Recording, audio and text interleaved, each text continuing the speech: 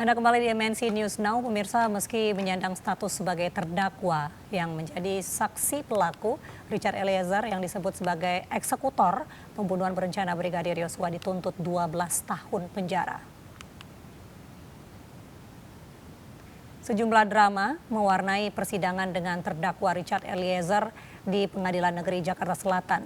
Jaksa yang membacakan tuntutan sempat terdiam dan mengatur nafas. Richard dinilai penuntut umum terbukti secara sah dan meyakinkan bersalah melakukan pembunuhan berencana terhadap Yosua.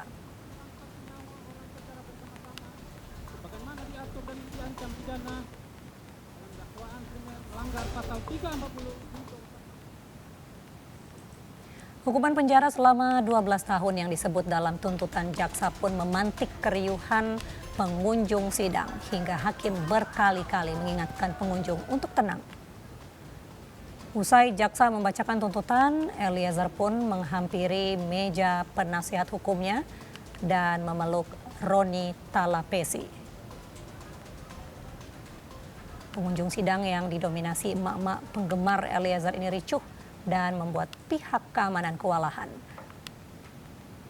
Sementara di luar ruang sidang, mereka berteriak dan menuding jaksa mendapat uang atas tuntutan yang diberikan kepada Eliezer.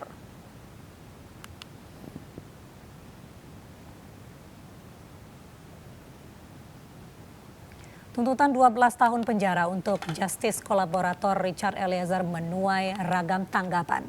Sejumlah keberatan pun dilayangkan kepada kejaksaan, termasuk juga terhadap tuntutan 5 terdakwa di kasus pembunuhan Brigadir Yosua.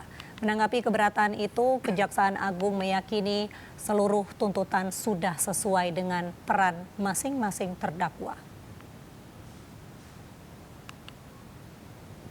Tahu benar, karena pengalaman, pengetahuan, dan ada aturan. Tahu persis saya itu. Kajati tahu persis, Kajari tahu persis, jaksa tahu persis. Tapi kan kami sudah pertimbangkan sehingga menuntut lebih rendah dari pelakunya. Pak Sambo. Kalau LPSK nggak masuk, mungkin nggak segitu guys bilang tadi. Tapi itu hak daripada LPSK berbicara.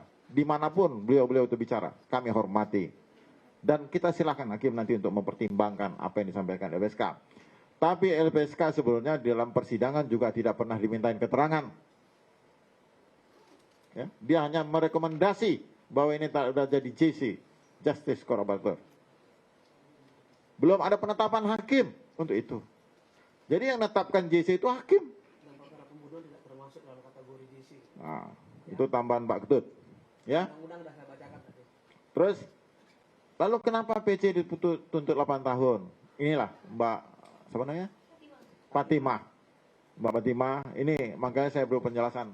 Ini Pak Ketut mengumpulkan kalian di sini supaya mendengar dari satu pintu yang tidak dari orang lain ya. Kenapa PC 8 tahun? PC ini Pak sama dengan KW ya, dalam arti peran aktifnya dalam hukum pidana ada peran aktif. Dia itu tidak melakukan sesuatu.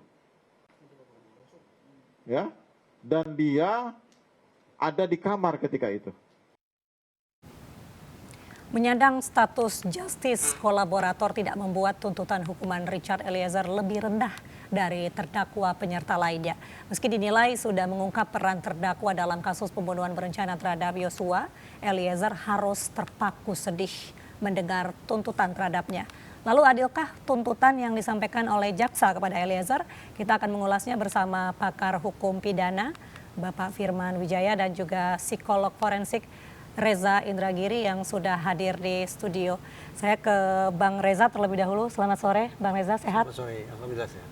Kita sudah mengikuti sidang berbulan-bulan, lalu tanggapan Bang Reza sendiri menilai tuntutan yang dijatuhkan kepada Eliezer bagaimana? Sejujurnya sudah 1,5 bulan lalu saya menyiapkan hati untuk sebuah anti klimaks. Ya saya paham, tuntutan jaksa itu bukan akhir dari segalanya. Klimaks atau anti klimaks itu berada di putusan hakim. Tapi sekali lagi sejujurnya tidak bisa saya pungkiri, tuntutan jaksa kemarin seolah mengingatkan saya bahwa anti klimaks itu kian dekat. Nah, karena saya sudah menyiapkan hati, sudah mempersiapkan batin, maka betapapun ada rasa terkejut, tapi saya pikir saya tidak terlalu murka seperti emak-emak di ruang sidang itu tadi. Yang sempat menghebohkan ya. Tapi kalau dari Pak Firman sendiri, Pak Firman sudah bergabung bersama kami? Iya.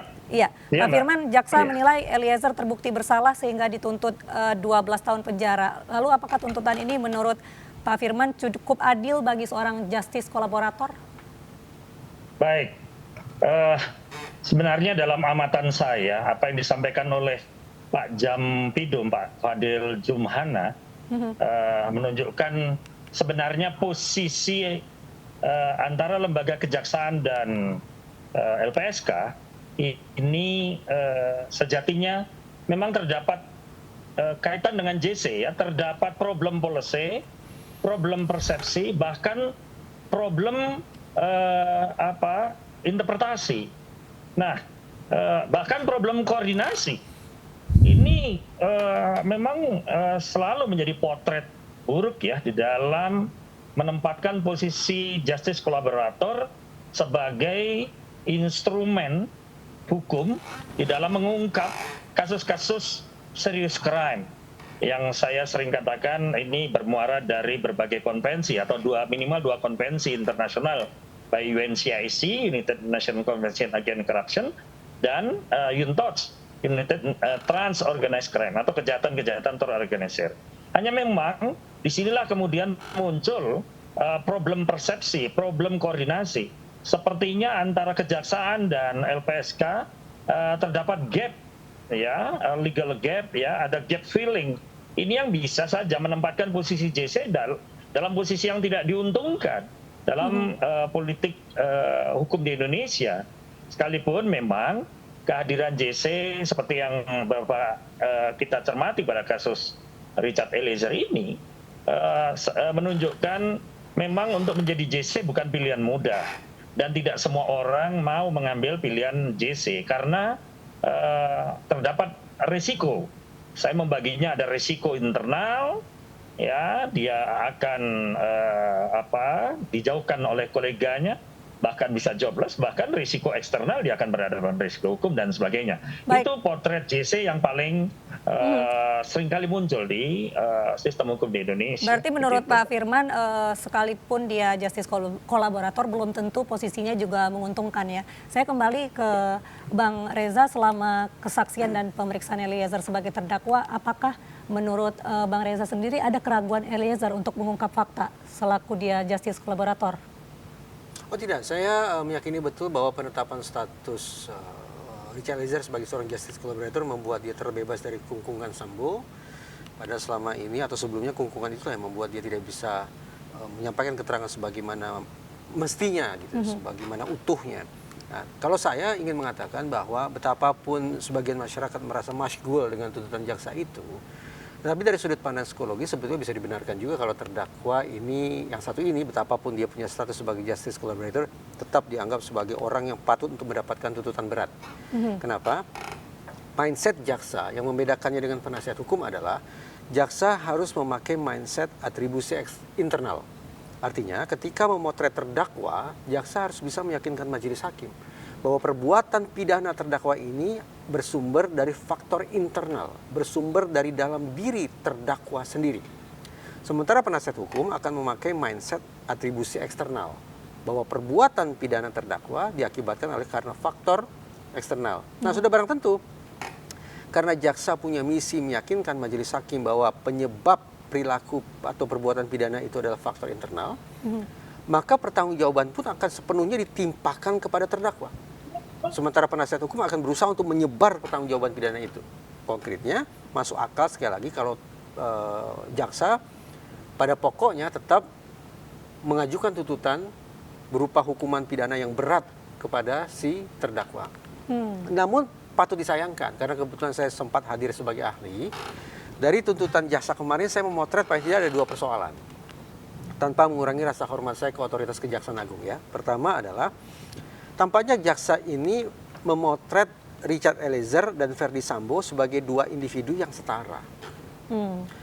Seolah-olah ada kealpaan untuk menginsafi bahwa dua nama ini sesungguhnya berada dalam naungan institusi Polri yang punya kultur, yang punya sistem yang khas, yang tidak bisa tidak harus diperhatikan. Itu pertama. Yang kedua, Eliezer dan Sambo ini juga harus dipotret sebagai dua personil polisi yang satu berpangkat jenderal bintang 2, yang satu lagi sebatas barada. Relasi mereka yang timpang semacam itu sekali lagi tidak harus dimasukkan ke dalam pertimbangan. Saya meyakini bahwa apabila ada keinsafan yang sama, bahwa dua orang ini sama sekali tidak bisa dilepas dari sistem dan kultur organisasi Polri, ditambah lagi dua orang ini dipotret sebagai jenderal bintang 2 dan sebagai seorang barada, maka mudah-mudahan akan ada cara pandang yang lebih proporsional dalam menyikapi kesalahan Richard Eliezer. Sehingga andaikan Richard Eliezer tetap dituntut ada hukuman badan, saya membayangkan bahwa hukuman atau tuntutan itu lebih ringan daripada terdakwa-terdakwa lainnya. Sekali lagi, perhatikan sistem dan kultur organisasi Polri, serta perhatikan bahwa yang satu berpangkat jenderal bintang 2, yang satu berpangkat barada. Berarti itu dua jabatan yang berbeda harusnya bisa menjadi Konteks dilihat. itu pasti berpengaruh terhadap bagaimana mereka berinteraksi satu sama lain pada saat kejadian. Pasti. Baik, kalau Pak Firman sendiri dalam persidangan kan sempat disebutkan bahwa Eliezer berada dalam tekanan atas perintah atasan. Apakah itu tidak bisa menjadi pertimbangan dalam kasus pembunuhan berencana ini? Ya, sebenarnya dalam praktek peradilan ada yang disebut dengan judicial notice. Ya, nanti akan menjadi apa yang digambarkan oleh jaksa dalam penuntutannya, dan pembela nanti akan memberikan deskripsi pembelaannya di dalam nota pembelaannya. Judicial notice itu hakim akan membuat sebuah deskripsi logis. Gimana deskripsi logis untuk membentuk keyakinannya? Ya, pastinya hakim akan memulai dari degree of evidence. Apapun keadaan posisi seorang JC, dalam praktek itu degree of evidence, tingkatan buktinya, sejauh mana akan memberikan keyakinan hakim. Apakah Richard Eliezer ini bagian dari participating of crime, ya, terlibat secara partisipatif aktif di dalam tindak pidana, atau dari bagian yang harus tadi disampaikan oleh Mas Reza dipotret sebagai posisi yang tidak seimbang sehingga perintah jabatan itu terpaksa dilaksanakan. Nah, unsur ini ada yang namanya disebut vis convulsiva, ada paksaan yang bersifat mutlak, ada ya vis absoluta ataupun relativa, paksaan yang bersifat relatif.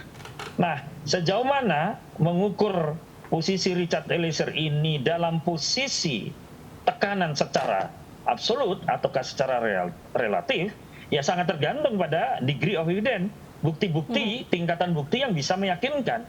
Ibarat bandul, keyakinan hakim ini akan bergerak ke kanan, keyakinan membebaskan, ataukah keyakinan bergerak ke kiri, ya mengarah kepada punishment atau penghukuman. Nah, memang di dalam hukum acara di Indonesia, penempatan posisi JC tadi sepertinya Jaksa Agung Muda Pidana Umum seolah-olah menempatkan posisi LPSK tidak menjadi bagian ya di dalam sistem peradilan pidana. Ini sudah bisa digambarkan, bisa diprediksi bahwa posisi JC ini sebenarnya tidak akan menguntungkan dalam proses pengambilan keputusan hakim nanti. Karena bagaimanapun surat tuntutan akan menjadi judicial notice bagi seorang hakim. Nah, hakim akan tanda kutip terpengaruh ya atau minimal dipengaruhi oleh ya degree of evidence yang dihadirkan oleh jaksa. Karena bagaimanapun ini tidak berlaku sistem on the proof, bagaimana membuktikan sebaliknya, tapi pembuktian memang ada pada jaksa.